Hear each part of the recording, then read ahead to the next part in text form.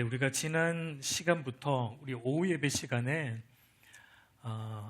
십계명에 대해서 우리가 살펴보기 시작했습니다.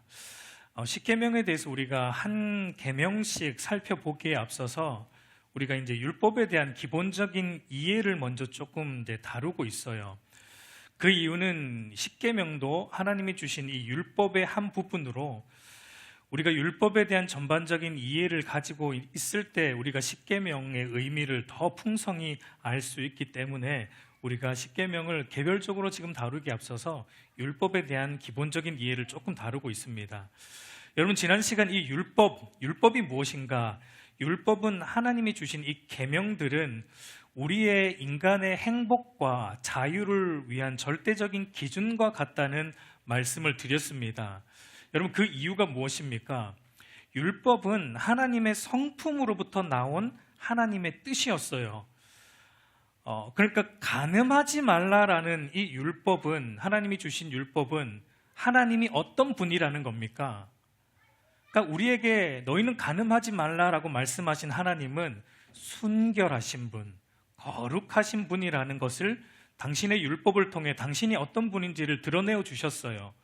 여러분, 그리고 우리 인간, 저와 여러분들은 하나님의 형상으로 창조된 존재입니다.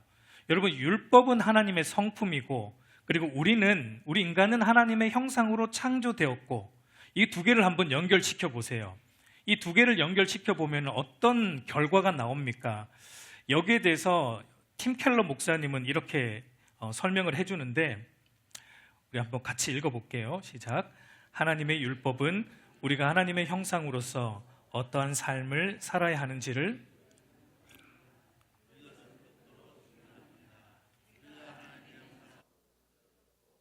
율법이 하나님의 본성을 표현한다면 이 율법은 하나님의 형상인 우리가 어떤 존재가 되어야 하는지를 보여주는 것입니다.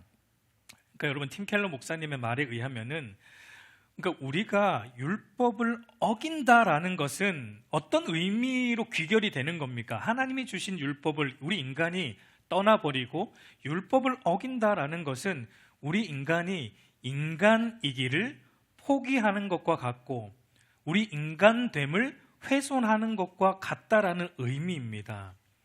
왜냐하면 율법은 하나님의 성품이고 우리는 하나님의 형상이고, 그러니까 우리가 하나님의 형상대로 살아가려면 하나님의 본성이 담긴 율법대로 살아가야 된다는 의미예요. 근데 여러분, 오늘 이 사회를 보십시오.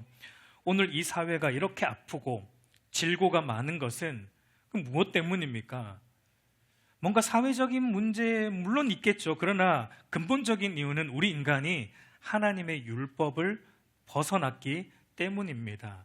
인간이 하나님을 떠났기 때문에 인간답지 않은 모습이 지금 이 사회 속에 얼마나 많이 일어나는지 몰라요. 말로 다 할 수 없습니다. 살인과 동성애와 수간과 간음과 온갖 더러운 것들, 여러분, 우리가 성경을 통해 보지만 하나님이 주신 계명들이 다 금지하는 것들입니다. 근데 그거를 쫓아갑니다. 그러니까 인간됨이 다 훼손되고 있는 것을 보게 돼요. 그러니까 여러분, 하나님의 계명을 따라 산다라는 것은 우리를 억압하려는 의도가 아니에요. 하나님의 이 율법을 따라 산다라는 것은 하나님이 우리로 하여금 우리의 인간됨을 보호하고자 하는 겁니다. 우리의 존재됨을 보호하는 것이고, 그래서 우리의 인간의 행복과 자유를 지켜주기 위한 절대적인 어떤 안전 울타리와 같은 것이 하나님의 계명들이다라는 것을 우리는 보게 돼요. 여러분, 이 땅의 진정한 회복은 사회 개혁을 통해 오지 않습니다. 여러분, 이 땅의 회복은요, 어떤 이벤트를 한다고 오지 않아요. 저기 광화문에 모여가지고 이벤트 한다고 오지 않는다고요.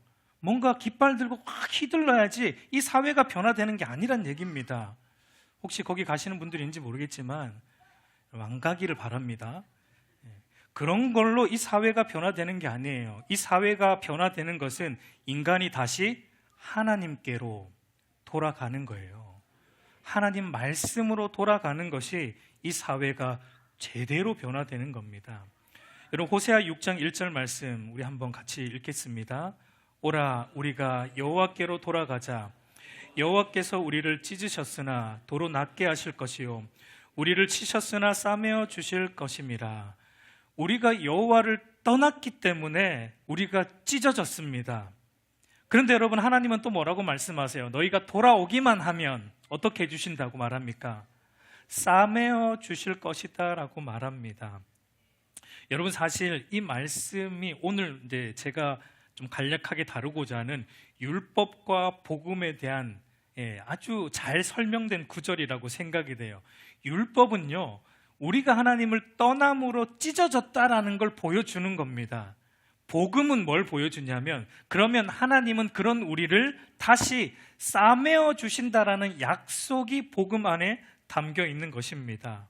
여러분, 오늘 갈길갈길 찢어진 이 사회는 물론이고, 우리의 찢겨진 우리의 가정도, 찢겨진 우리 개인도, 찢겨지고 상한 우리의 개인의 신앙도 여러분 다시 하나님께 돌아감으로, 우리 그리스도께로 돌아감으로 하나님이 싸매어 주시는 그 회복의 은혜가 저와 여러분 안에, 이 사회 안에, 우리 가정 안에 일어나기를 간절히 소망합니다. 여러분, 오늘은 이제 십계명 두 번째 시간으로 이제 율법과 복음에 대해서 조금, 사실 이게 굉장히 방대한 거지만 간략하게 핵심만 조금 나누고자 합니다. 여러분, 율법과 복음이 어떤 점에서 차이가 있고, 그리고 그 차이가 서로 대치되는 차이가 아니라 서로 상호 보완하는 역할을 함으로 하나님의 온전한 뜻을 이루는지, 이것을 바르게 이해하는 것은 우리의 신앙생활에 여러분 너무 중요한 거예요. 19세기 루터교 목사인 월터라는 분은 이런 말을 했습니다. 율법과 복음을 구분하는 바른 지식은 성경 전체를 바르게 이해할 수 있도록 해주는 영광스러운 빛이며, 이 지식이 없다면 성경은 봉인된 책에 불과할 것이다. 그 무슨 말이냐면, 율법과 복음에 대해서 우리가 어떤 차이가 있는지, 그리고 이것이 어떻게 대치되는 게 아니라 상호 보완하는지, 그러니까 율법과 복음에 대해서 바르게 이해하는 것이 성경 전체를 바르게 이해하는 핵심적인 키와 같다라는 것을 말하고 있어요. 여러분, 우리가 율법과 복음, 우리가 교회 다니면서 굉장히 많이 들어왔잖아요. 근데 이 율법과 복음을 바르게 구분하지 못하면, 그리고 그래서 복음을 바르게 이해하지 못하면 여러분, 우리 신앙생활은 이상하게 됩니다. 그러니까 이 율법과 복음을 바르게 이해하지 못하면 우리가 열심히 하면 할수록 어떻게 되냐면 자기 의에 빠져요. 열심히 하면 할수록 자기 의에 빠져서 내 열심 때문에 하나님이 나를 더 기뻐해 주실 것 같은, 하나님이 더 기뻐 받아 주실 것이라는 어떤 율법주의적인 신앙생활을 하게 되고, 근데 열심히 또 못할 때는 우리가 어떻습니까? 금세 영적 침체에 빠져가지고 신앙의 기쁨을 다 잃어버린 채 나는 누구, 여긴 어디, 영혼 없이 의무적으로 왔다 갔다 하는 그런, 죄송합니다, 영적 좀비와 같은 그런 신앙생활을, 이 율법과 복음을 바르게 이해하지 못하면 그런 신앙생활을 하게 돼요. 아니면은 또 내가 제대로 하지 못하면 하나님이 뭔가 내 삶에 자꾸 해코지를 놓으실 것 같은, 그러니까 하나님을 이상하게 이해하는 거예요. 그러니까 하나님을 마치 악한 주인처럼 이해하는 겁니다. 내가 뭔가 하나님 말씀대로 살아가지 않으면 하나님이 그것으로 나를 뭔가 협박하고 나를 해코지할 것 같은, 그러니까 이런 기형적인 신앙생활이 율법과 복음을 바르게 이해하지 못하는 것으로부터 나옵니다. 여러분, 그래서 우리가 율법과 복음에 대해서 바르게 이해하는 것은 우리의 신앙생활에 너무나 중요합니다. 먼저 우리가 율법과 복음의 차이를 조금 먼저 생각해 볼 필요가 있어요. 여러분, 율법은 이렇게 말합니다. 너희는 이렇게 행하라, 그러면 살리라. 너희가 이렇게 행하지 않으면 너희는 죽으리라. 그러니까 율법은 우리가 해야 될 것을 말합니다. 우리가 해야 될 것과, 그리고 그것을 했을 때 주어지는 복과 하지 못했을 때 주어지는 어떤 저주를 말하는 게 율법이에요. 근데 복음은 뭘 말합니까? 그러니까 하나님이 너를 위해, 하나님이 우리를 위해 예수님을 통해 모든 것을 다 했다, 그래서 너는 살 것이다 라는 게 복음이 약속하는 겁니다. 그리고 다르게 말하면 율법은 그러니까 모든 것이 너에게 달렸다라는 걸 우리에게 말해주고 있고, 복음은 모든 것이 그리스도께 달려있다라는 걸 말합니다. 그러니까 율법은 하나님의 명령입니다. 우리가 해야 될 내용이 율법이에요. 복음은 하나님의 약속으로서 우리가 해야 될 게 아니라 믿어야 되는 거예요. 믿음으로 받는 게 복음이에요. 율법은 우리가 해야 되는 하나님의 명령이고, 복음은 우리가 믿어야 할 하나님의 약속입니다. 쉽게 말하면, 그러니까 이것을 이제 정리해서 쉽게 말하면, 율법은 너 자신을 알라라고 하나님이 우리에게 주신 것이고, 복음은 하나님과 예수 그리스도를 알라고 우리에게 주신 것입니다. 근데 여러분, 이 차이가 서로 상충되는 개념이 아니고, 그냥 액면적으로 보면 뭔가 반대되는 것 같지만, 이게 서로 상충되는 것이 아니라 서로 상호 보완하는 것인 것을 우리가 알 수 있습니다. 율법을 통해 하나님은 우리 자신을 보게 합니다. 그리고 나서 복음을 통해 우리가 하나님과 그리스도를 보게 하는 것을 우리가 보게 돼요. 서두에서 말씀드렸지만 여러분, 율법의 궁극적인 목적은 우리의 행복과 자유예요. 왜냐하면 율법은 하나님의 성품의 반영으로, 하나님의 형상으로 지음받은 우리 인간이 어떠해야 하는지를 보여주시는 것이기 때문입니다. 그런데 문제는 무엇입니까? 우리 로마서 3장 23절 말씀을 보면, 모든 사람이 죄를 범하였음에 하나님의 영광에 이르지 못하더니라고 말합니다.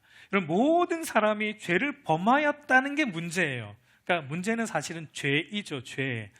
죄는 여러분, 하나님의 기준을 잃어버린 것이고, 하나님의 기준인 율법을 버린 것이고, 더 이상 하나님과 그분의 말씀이 우리의 기준이 되지 않은 것이 죄입니다.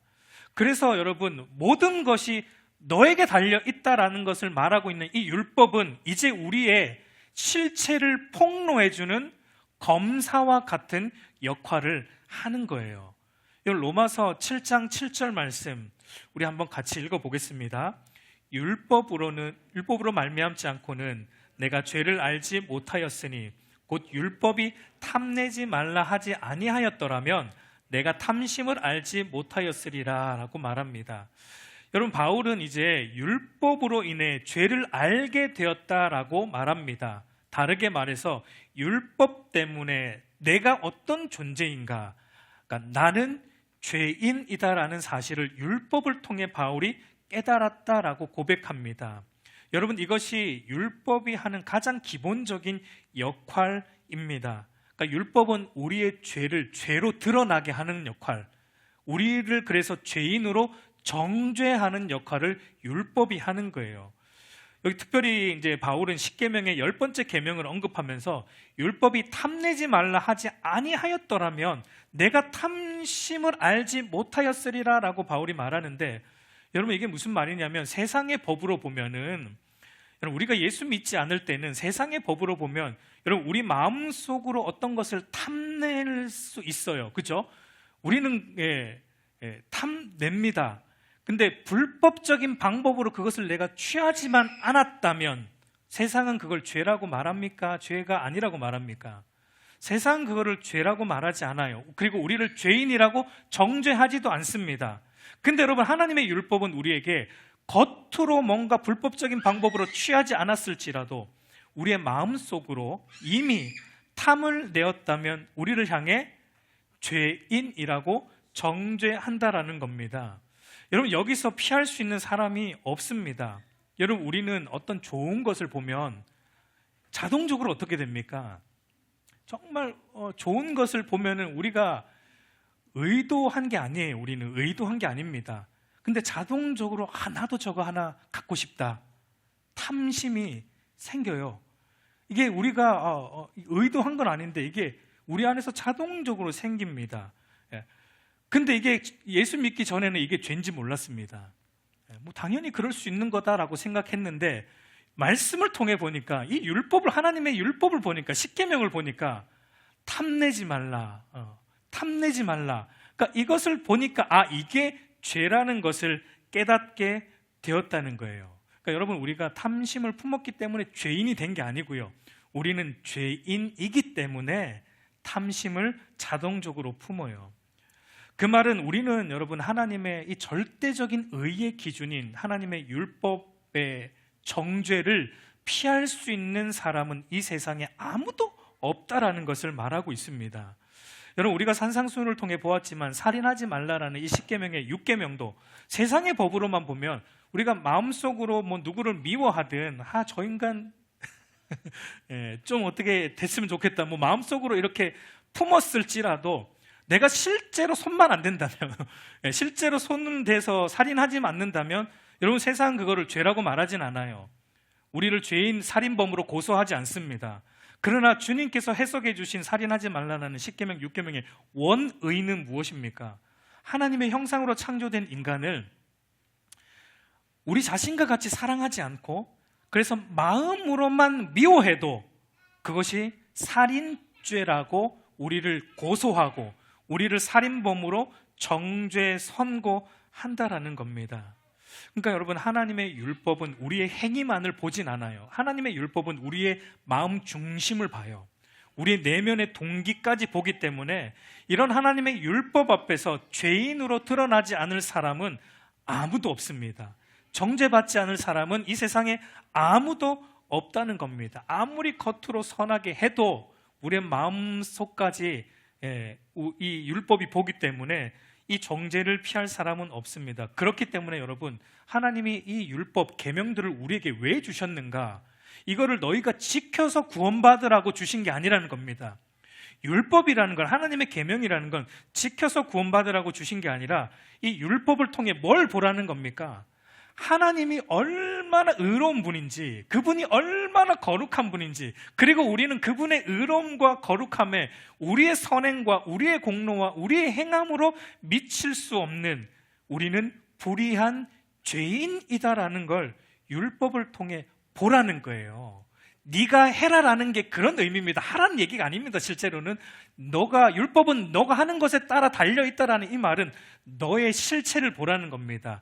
그러니까 너의 실력 없음을, 우리는 하나님의 말씀을 온전히 지킬 수 없는 영적으로 무능력한 존재임을 깨달으라고 하나님은 우리에게 이 많은 계명들을 주셨어요. 로마서 3장 20절 말씀 보면, 그러므로 율법의 행위로 그의 앞에 의롭다 하심을 얻을 육체가 없나니 율법으로는 죄를 깨달음이니라. 그래서 로마서 7장 13절 후반절도 보면, 계명으로 말미암아 죄로 심히 죄되게 하려 함이라. 율법을 통해 죄가 되는 겁니다. 율법이 없을 때는 죄를 죄로 안 보았는데 하나님의 율법에 탐내지 말라는 것이 죄라고 말하니까 이제 그것이 우리에게 죄로 여겨졌다라고 말합니다. 여러분, 하나님의 율법은 우리에게, 인간에게 하나님의 의로움에 도달할 수 없는 우리의 불의를 보고 우리의 영적 무능력을 보라는 메시지를 계속 하나님의 계명이 던져주고 있다. 그런 의도로 하나님이 주셨다라는 겁니다. 그래서 여러분, 종교개혁자 칼빈 같은 사람은 율법은 우리 자신의 불의와 무능을 보는 거울과 같다라고 이렇게 말해주고 있어요. 그러니까 율법을 보면은 우리가 죄로 물든 우리의 추악한 본성이, 우리의 추악한 모습이 우리의 겉으로 아무리 아름답게 치장하고 아무리 선행으로 우리를 치장할지라도, 아무리 착함이라고 얼굴에 써놨을지라도, 여러분, 제 얼굴에 써있지 않습니까? 착함. 죄송합니다. 아무리 그렇게 써놨을지라도 율법의 거울 앞에 서보면 우리의 마음 속이 다 들여다 보이는 거예요. 그 죄로 똘똘 뭉친 우리의 더러움이 폭로되는 겁니다. 그래서 하나님은 이 율법을 통해 우리에게 그걸 보게 하는 거예요. 우리의 실체를 보게 하는 거예요. 여러분, 우리의 율법을 통해 우리의 이 불의함을 보고 나면 바로 이 지점이 이제 은혜가 되는 겁니다. 이 지점에서 이제 우리가 복음으로 옮겨지는 역사가 일어나는 거예요. 갈라디아서 3장 24절 말씀을 보십시오. 이같이 율법이 우리를 그리스도께로 인도하는 초등교사가 되어 우리로 하여금 믿음으로 말미암아 의롭다 함을 얻게 하려 함이라라고 말합니다. 그러니까 우리가 율법을 통해 우리의 죄가 드러납니다. 율법을 통해 우리가 죄인이고, 그리고 죄인이기 때문에 하나님의 거룩한 진노 아래 놓여있는 나의 이 비참한 상태가 율법을 통해 폭로가 돼요. 그러면 그 사람은 이제 어떻게 합니까? 여러분, 그때 이제 복음의 능력이 그 사람 안에 역사하는데, 영적으로 죽은 자신의 영혼에 대해 그때 이제 진실로 고민하기 시작합니다. 그때 뭔가 확 이렇게 바로 이렇게 되는 게 아니고, 그때 그 사람 안에 자기 영혼에 대한 고민을 하기 시작해요. 아, 내가 정말 내 스스로 하나님 앞에 설 수 없다는 걸 깨닫고 자기 영혼이 죽었다는 것에 대해 고민하게 되고, 그리고 내 영혼이 다시 소생되기를 갈망하게 되어서 이 죄와 나의 죄와 비참함을, 그리고 이 저주와 이 형벌로부터 나를 건져줄 수 있는 구주이신 예수 그리스도에게로 우리의 시선이 옮겨지고 그분을 찾고 그분에게로 나아가게 하시는 성령 하나님의 역사가, 율법을 통해 자기의 실체를 본 사람 안에 성령께서 이렇게 역사하신다는 겁니다. 그 성령 하나님이 일으키시는 중생의 역사입니다. 그래서 나를 율법의 저주와 모든 형벌로부터 구원할 구주이신 예수 그리스도를 발견하게 되고, 그리스도 안에서 구원의 은혜를 베푸시는 하나님께로 나아가게 되는 일, 즉 복음을 의지하는 일과 믿게 되는 일이 비로소 성령의 은혜로 그 사람 안에 일어나게 되는 거예요. 로마서 오늘 읽은 1장 17절 말씀 우리 다시 한번 보면, 복음에는 하나님의 의가 나타나서 믿음으로 믿음에 이르게 하나니 기록된 바 오직 의인은 믿음으로 말미암아 살리라 함과 같으리라. 여러분, 복음은 우리에게 무엇을 말하고 있어요? 복음은 율법을 온전히 지킬 수 없는 우리를 대신하여, 우리가 율법의 거울을 통해 우리는 지키지 못하는 걸 철저히 보았습니다. 근데 복음은 우리에게 뭘 약속하냐면, 너가 지킬 수 없는 그 율법을 온전히 지키신 예수 그리스도께서 이 땅에 오셔서 율법 아래 오셔서 그분이 율법을 온전하게 순종하심으로 얻으신 복음 안에 나타난 하나님의 의, 예수님이 지키심으로 얻으신 하나님의 그 완전한 의를 우리가 지켜서 의로울 수 없는데 예수님께서 우리에게 덧입혀 주심으로 하나님께서 우리를 의롭다 여겨주시고 우리를 기쁘게 받아주신다라는 약속이 복음 안에 담겨 있는 겁니다. 우리가 갈라디아서를 통해 보고 있지만 이신칭의의 믿음으로 의롭게 된다는 이신칭의의 아주 영광스러운 교리입니다. 근데 그것만이 아니에요. 복음은 우리가 하나님의 온전한 율법을 지키지 못함으로 또 받아야 될 율법의 형벌이 있단 말이에요. 율법의 저주가 있어요. 그런데 우리가 받아야 되는데 그것도 우리를 대신하여 예수 그리스도께서 십자가에서 우리가 받아야 될 모든 저주와 형벌까지 그리스도가 다 받으심으로 우리를 그 저주와 형벌로부터 해방시켜 주셨고, 그래서 완전한 자유를 우리에게 주셨다라고 복음이 약속하고 있는 거예요. 그래서 이걸 믿기만 하면 이 모든 것을 우리의 것으로 여겨주신다라는 게 복음입니다. 그러니까 율법을 통해 우리가 할 수 없다는 걸 깨닫게 되면 이제 성령의 은혜로 우리가 복음으로 돌아서서 이 복음 안에 있는 하나님의 의 예수 그리스도를 통해 이 모든 그리스도가 이루신 모든 구원이 우리의 것으로 받아들임으로 믿음으로 이제 우리가 하나님 앞에 의로운 자로 드러나고 하나님 앞에 죄 없는 자로, 실제로 죄는 있지만 하나님이 죄 없다 여겨주시는 자로 하나님 앞에 당당히 설 수 있는 자격, 하나님의 자녀가 되는 권세를 우리가 받게 되는 거예요. 여러분, 그래서 그렇게 믿고 나니까 이제 하나님의 심판이 끝이 났어요. 신자는 그리스도 안에서 무죄 선고를 받았어요. 더 이상 우리가 사실은 죄를 계속 짓는데 하나님은 계속 죄를 우리가 살면서 여러분 짓는단 말이에요. 근데 하나님은 계속 우리를 향해 뭐라고 선고하세요? 죄 없다고 선고하신다고요. 이게 복음이란 얘기입니다. 우린 죄를 짓는데 하나님은 계속 우리를 향해 죄 없다고 선고하세요. 누구 때문에? 그리스도 때문에. 우리 안에 계신 그리스도 때문에 우리를 향해 죄 없다라고 선고하십니다. 여러분, 이게 영원한 선고예요. 번복되는 게 아닙니다. 번복되는 게 아니에요. 여러분이 죄를 또 짓는다고 하나님이 여러분들의 구원을 취소하거나 그렇지 않아요. 죄를 지으라는 얘기는 아닙니다. 누누이 얘기하지만 그렇게 될 수 없어요. 그건 이제 뒤에서 또 말씀드리겠지만, 그러나 그리스도 때문에 하나님은 우리를 매 순간입니다, 여러분. 그래서 율법과 복음을 바르게 이해하지 못할 때, 우리가 조금 못할 때 막 신앙이 침체되고 그런 게 이걸 붙잡지 않고 있기 때문입니다. 우리가 좀 못할 때도 여러분, 하나님은 그리스도 때문에 우리를 의롭다고 여겨주시고 기쁘게 받아주신다고요. 그러니까 여러분, 담대히 하나님 앞에 나오십시오. 매 순간 담대히 하나님 앞에 나오시기 바랍니다.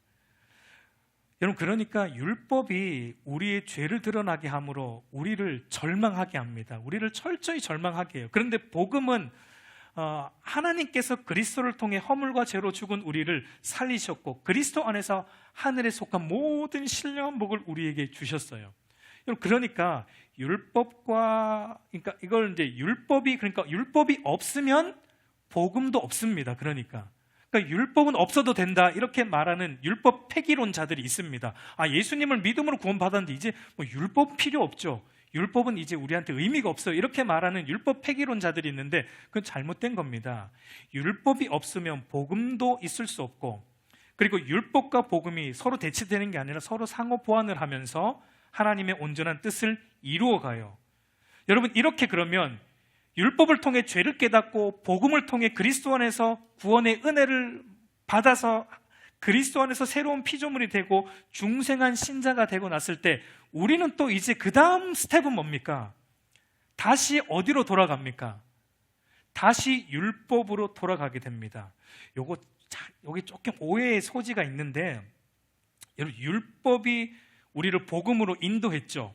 근데 이제 복음이 다시 우리를 율법으로 눈을 돌리게 해요. 이게 무슨 말인가? 이렇게 오해하면 안 됩니다. 율법이 우리로 하여금 죄를 깨닫게 하고 그리스도께 인도하고 나면 그 다음에는 그리스도께서 우리를 다시 율법으로 인도해서 우리가 율법을 지키는 것을 통해 하나님 앞에 거룩하게 되고 성화된다 라고 이해하면 안 됩니다.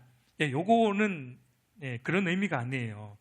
여러분, 구원은 믿음으로 받고 우리가 거룩하게 되는 것은 행함으로 되는 것처럼 생각하면 안 됩니다. 그렇게 사실 많이 생각하거든요. 그건 잘못된 겁니다. 율법과 복음을 바르게 이해하지 못할 때 나오는 오해입니다.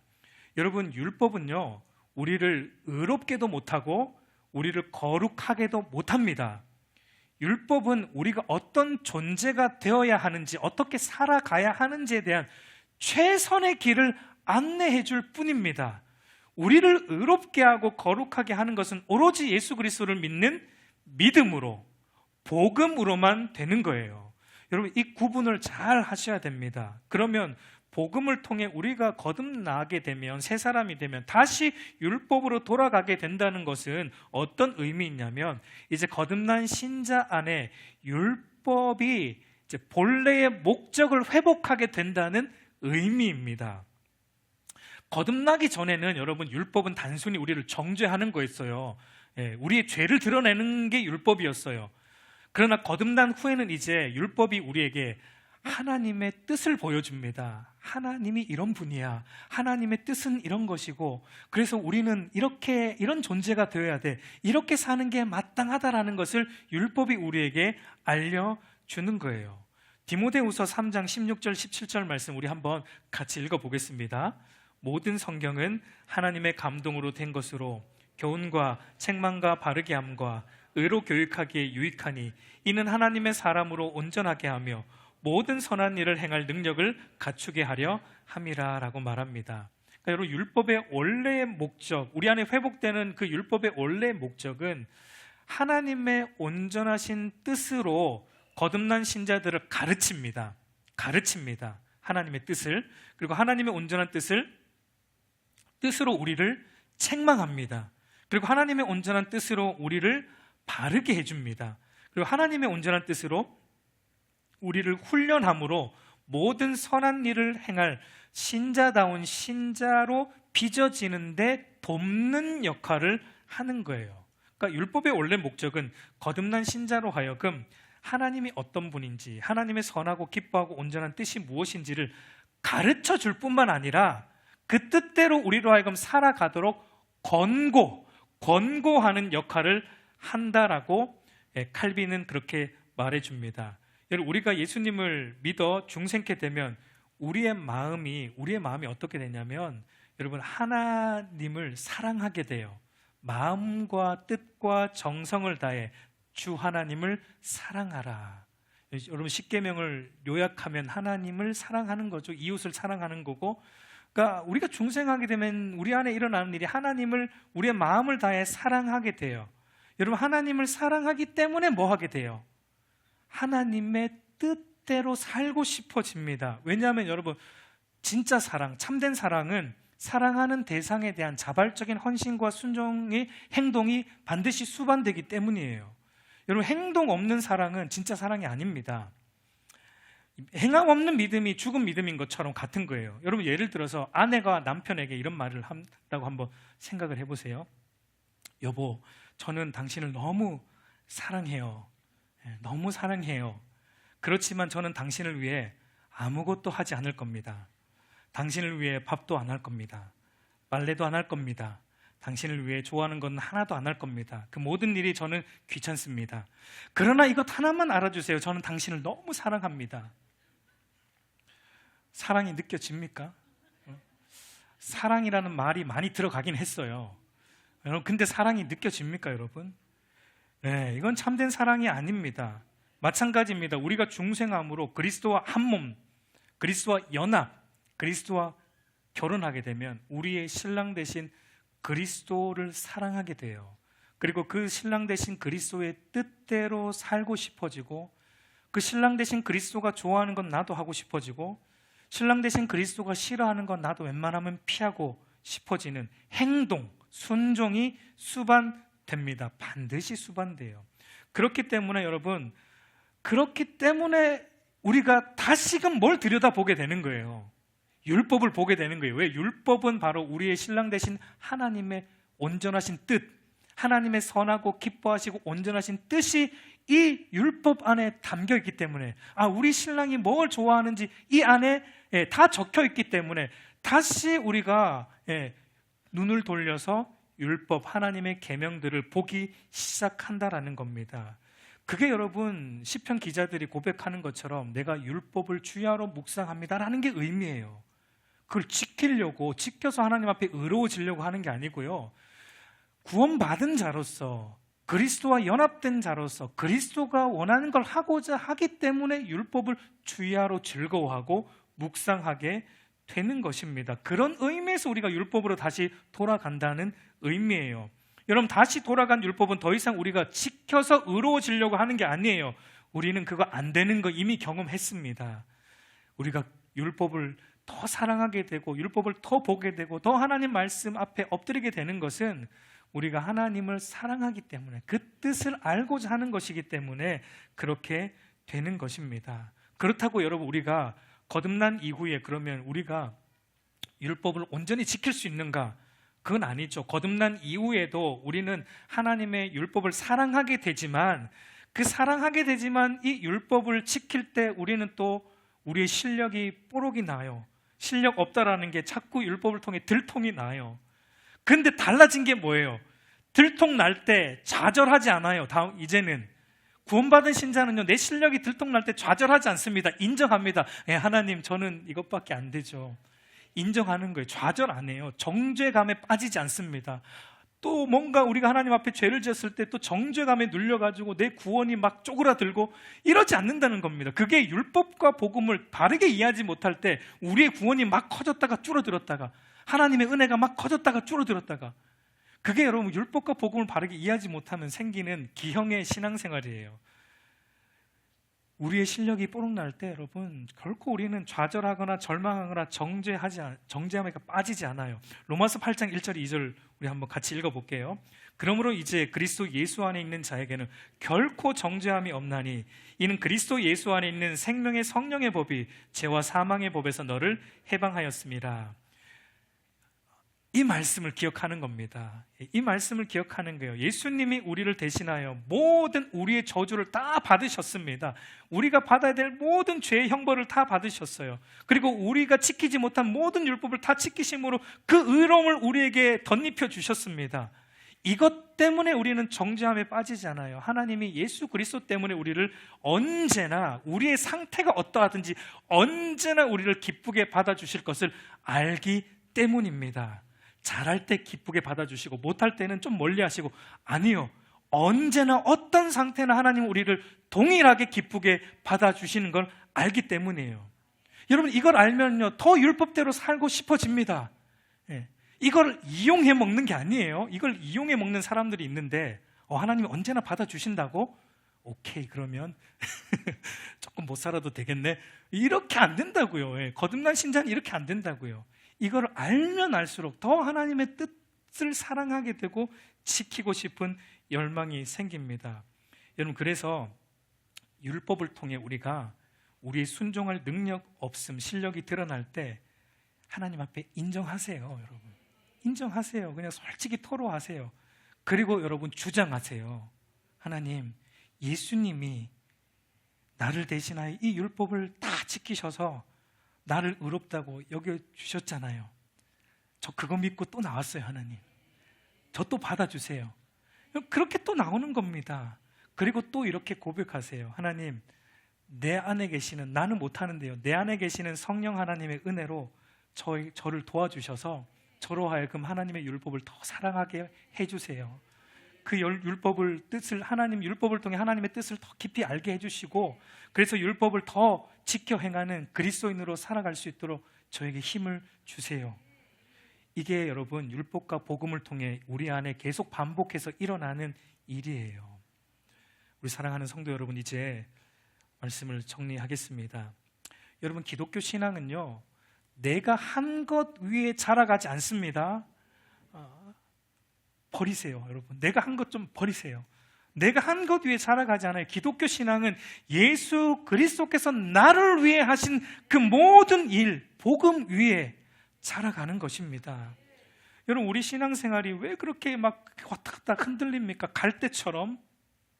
그건 전부 내가 한 일 위에 지금 세워져 가려고 하기 때문이에요. 그래서 내가 좀 열심히 할 때는 내 신앙이 자라는 것 같고 하나님과 가까워진 것 같고, 그러나 또 내가 열심히 못할 때는 그렇게 힘들고, 누가 내 열심 못 알아주면 금세 삐지게 되고, 신앙이 금세 무너지는 일들, 그러니까 신앙의 이 업앤다운이 이렇게 심한 거예요. 왜냐하면 내가 한 일 위에 자꾸 자라가려고 하니까 내가 한 일 때문에 막 업앤다운이 심한 겁니다. 여러분, 참된 믿음, 참된 신앙은 내가 한 일 위에 세워져 가는 게 아니고 그리스도가 나를 위해 하신 일 위에 세워져 가는 거예요. 그럴 때 여러분, 우리 신앙이 흔들림이 없습니다. 여러분, 믿음 좋은 게 뭡니까? 여러분, 믿음 좋은 게 뭐예요? 믿음 좋은 건요, 요란하게 뭐 하는 게 아닙니다. 그래서 막 요란스럽게 막 이렇게, 그건 믿음 좋은 게 아니에요. 믿음 좋은 건요, 신앙에 요동함이 없는 겁니다. 업앤다운이 없는 거예요. 이게 최대한도로 여러분, 꾸준히 가는 거예요. 우리가 연약해서 뭐 가끔씩 업앤다운이 있지만 최대한으로 여러분 이 그래프를 줄여가야 돼요. 이게 없는 게 여러분 믿음이 좋은 겁니다. 반석이신 그리스도와 그분이 하신 일 위에 저와 여러분의 신앙을 세워가세요. 복음이에요. 그게 복음이에요.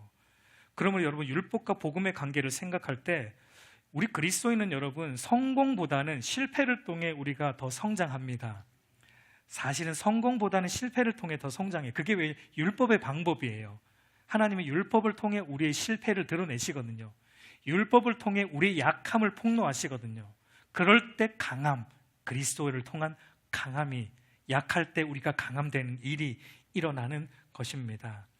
여러분, 율법을 통해 날마다 우리의 연약함, 죄인됨, 우리의 이 죄인됨을 깨닫고, 또 복음을 통해 날마다 그리스도에 대해 우리가 살아나고, 그래서 또다시 율법을 주야로 묵상하는 그 하나님의 뜻대로 살아가고자 하는 열망이 우리 안에 넘치는 그 일들이 저와 여러분 안에 바르게, 율법과 복음을 바르게 이해함으로 균형 잡히고 바른 신앙생활의 은혜가 저와 여러분에게 있기를 소망합니다. 우리가 한 일 위에가 아니라 기억하십시오. 그리스도가 한 일, 복음 위에 저와 여러분의 신앙을 견고히 세워가시고, 그렇게 우리 신앙이 든든히 세워져가는 은혜가 저와 여러분 안에 있기를 우리 주님의 이름으로 축복합니다.